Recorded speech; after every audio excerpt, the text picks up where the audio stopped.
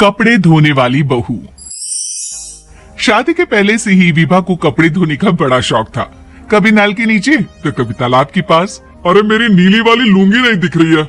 विभा की अम्मा कहाँ रखी है लुंगी? अरे वो तो विभा ने परसों ही धोकर रखी थी आपकी अलमारी में, देखो वहीं होगी। वो ना मैंने आज धो दी, मुझे लगा कि गंदी हो गई होगी। अरे कैसे गंदी हो गई थी? उसे तो मैंने पहना भी नहीं। हे भगवान, इस लड़की के कपड़े धोने की आदत से परेशान हो गया हूँ मैं। जितना तो घर में राशन नहीं आता, उससे कहीं ज्यादा डिटर्जेंट पाउडर का खर्चा है। इसकी शादी करवा दो, शादी जाए अपने घर में ही करे काम, फिर चाहे घर के कपड़े धोने हो या पूरे गांव की। हाँ ठीक बोल रही हो, देखता हूँ मैं कोई लड़का। वो दिन भी आ जाता है जब विभा को देखने लड़के वाले आ जाते हैं। लड़की मुझे अच्छी लगी। होने वाली सास कहती है, बेटी अगर कुछ पूछना है तो पूछ लो। वैसे तो हमारी लड़की बहुत ही शर्मीली है, जो बोल दो वो मान लेती है, इसे क्या पूछना होगा। अरे कैसी बात कर रही हो माँ, मुझे इन लोगों के घर रहना है, सवाल तो कई है। हाँ हाँ बेटा पूछ लो ना, क्या पूछना है। आप लोगों के घर कपड़े कौन धोता है? सास का मुंह बन जाता है। देखो अगर तुम ये कहना चाहती हो कि तुम्हें कपड़े धोने नहीं आते तो सुन लो, कपड़े मैं ही धोती हूँ, लेकिन तुम्हारे आ जाने के बाद मैं रुमाल तक नहीं धोऊंगी। अरे चुप रहना भाग्यवान, बहू बेचारी घर आई नहीं, उसे डराना शुरू कर दिया। वो क्या है ना बिटिया, अभी तक तो ये कल्लू की माँ ही धोती थी, लेकिन अब तुम्हारे पापा तो दहेज में वॉशिंग मशीन देंगे ही। तभी विभा की माँ बोल पड़ती है, सवाल भी पूछा तो क्या, वैसे भाई साहब मशीन की तो फिर भी कपड़े धोने की कैपेसिटी होती है। मतलब जो बिटिया दे रहे हैं ना विभा, इसे कपड़े धोने का बहुत शौक है। ये आप लोगों के क्या आस पड़ोस गांव मोहल्ले सबके कपड़े धो दे और उफ तक ना करे। बाहर देखा नहीं आपने कितने कपड़े सूख रहे हैं, सब हमारी बिटिया ने ही तो धोए हैं। बस भी करो ना माँ, शर्म आ रही इतनी तारीफ सुनकर। और तो और एक दाग निकाल कर दिखाओ तो मान जाऊं। हाँ अच्छा अच्छा, माफ करना बेटा, मैंने गलत समझा। हमें तो रिश्ता बहुत पसंद है। और ऐसे जुड़ जाता है रिश्ता कपड़े धोने का शौक रखने वाली विभा का। उसकी शादी हो जाती है कोयला फैक्ट्री में काम करने वाले कल्लू के साथ। शादी के बाद अचानक विभा चिल्लाती हुई सास के पास आती है, सासू माँ, अरे सासू माँ कहाँ है आप? ये तो धोखा है, धोखा दिया आप लोगों ने मुझे। इसे ससुर के चक्कर के बारे में पता चल गया। अरे तो उसमें तुझे क्यों धोखा मिला है? अरे नल में पानी नहीं आता, कपड़े कैसे कब धुलेंगे? अच्छा अच्छा, तू पानी नहीं आ रहा उसकी बात कर रही है। तो आपने क्या सोचा? कुछ नहीं। अच्छा तेरी माँ ने कहा था कि कपड़े धोने का शौक है, तुझे याद आया मुझे।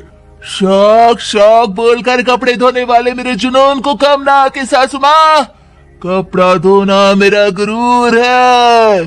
तभी पति भी वहाँ आ जाता है। अभी अभी मैंने इसे सनी देओल की फिल्म दिखाई है, उसी के डायलॉग मार रही है माँ। अच्छा सुन, साफ साफ बता रही हूँ, पानी सुबह 4 से 6 और शाम को 10 से 12 आता है, समझी? विभा टाइमिंग सुनकर हैरान हो जाती है, ये क्या भूतों का मोहल्ला है? सुबह 4 बजे उठकर कौन कपड़े धोता है? 4 बजे टंकी में पानी जाता है, फिर सारा दिन धोना ना, किसने मना किया? अरे कैसी बात कर रही है? 200 लीटर की टंकी में कितने कपड़े धो लूंगी मैं, सुबह ही उठ जाऊंगी मैं। अब क्या था, विभा सुबह 4 से लेकर रात के 12 बजे तक कपड़े ही धोती रहती। एक रोज सास पड़ोस से निकलकर कहीं जा रही होती है कि साथ वाली कहती है, हाँ कल्लू की माँ, जरा ये बताओ कि 2 साड़ी है, 2 ब्लाउज और एक पेटीकोट और एक नाड़ी वाला लंबा कच्छा। हाँ तो? अरे तो क्या, कितना लोगी धुलाई ये बताओ। धोबन दिख रहे हैं हम क्या? हमारे पति सरकारी नौकरी से अभी अभी रिटायर हुए हैं और बेटा सुपरवाइजर है कोयला फैक्ट्री में। धोबन समझ रखा है हमें? हाय रे कल्लू की अम्मा, माफ कर दो, वो तो मोहल्ले में यही सब बता रहे थे कि तुमने बहू को कपड़ा धुलवाने के काम में लगा दिया है। सास को पड़ोसन की बात सुनकर गुस्सा आ जाता है। वो घर पहुंचती है जहां घर के बाहर ही इतने सारे कपड़े सूख रहे होते हैं जितने कि किसी धोबन के घर पर। अरे ओ कल्लू की दुल्हन, बाहर निकल। माँ जी यहीं आ जाओ, बाथरूम में चादर धो रहे हैं हम। अरे अभी हम धोते हैं, तुमको बाहर निकलो। ये आस पड़ोस वाले बोल रहे हैं कि हम बहू से कपड़े धुलवा कर उसे कपड़ा धोने वाली बना दिए हैं। अरे छोड़ो ना माँ जी, किन लोगों की बातों में आती हो? आस पास के लोगों का तो काम ही होता है कि वो किसी तरह सास बहू को लड़ा दे। बहू सारे घर के कपड़े धोती है, ये क्या कम है? बोलिए।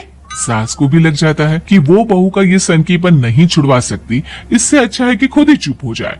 एक रोज सास और बहू मंदिर जाते हैं, जहाँ सास की साड़ी वहाँ खड़ी भीख मांगने वाली से मिलती है। माँ जी क्या बात है, आपकी साड़ी उस भिखारन से कितनी मिल रही है ना? हाँ हाँ देखो तो, दोनों की साड़ी मिल रही है। क्या बात है कल्लू की अम्मा, तुम खुद को तो अफसर की बीवी बताती हो और ऐसी सिंपल सी प्लेन साड़ी पहनकर घूमती हो। सिंपल और प्लेन नहीं है ये साड़ी। तो क्या सोने के धागे से फूल बने हैं? कुछ भी सासू माँ, कुछ भी। हाँ बने थे इस साड़ी में सोने के धागे से फूल। मेरे पति लेकर आए थे मद्रास से स्पेशली मेरे लिए 10,000 की। ताहे भाई साहब इस भिखारन के लिए भी सेम टू सेम साड़ी लेकर आए होंगे 10,000 की। सास उस वक्त तो कुछ नहीं कहती, लेकिन बहू के साथ घर आती है और अलमारी से एल्बम निकाल कर लाती है। ये साड़ी देख रही है, ये वही साड़ी है जिसे मैंने अभी पहना था। इस साड़ी में ये जो चमकदार फूल दिख रहे हैं ना, ये सोने के धागों से काटे गए हैं। लेकिन तू लोकल वॉशिंग मशीन ब्रश से घिस घिस कर सारे फूलों को निकाल कर साड़ी प्लेन कर दी। मुझे माफ कर दीजिए सासू माँ। और तो और, जब मैंने तुझे तेरी गलती के लिए कुछ नहीं कहा, लेकिन तूने तो सबके सामने मेरा मजाक ही बना दिया। क्यों? बहू को समझ में आ जाता है कि अब से उसका कपड़े धोना बंद।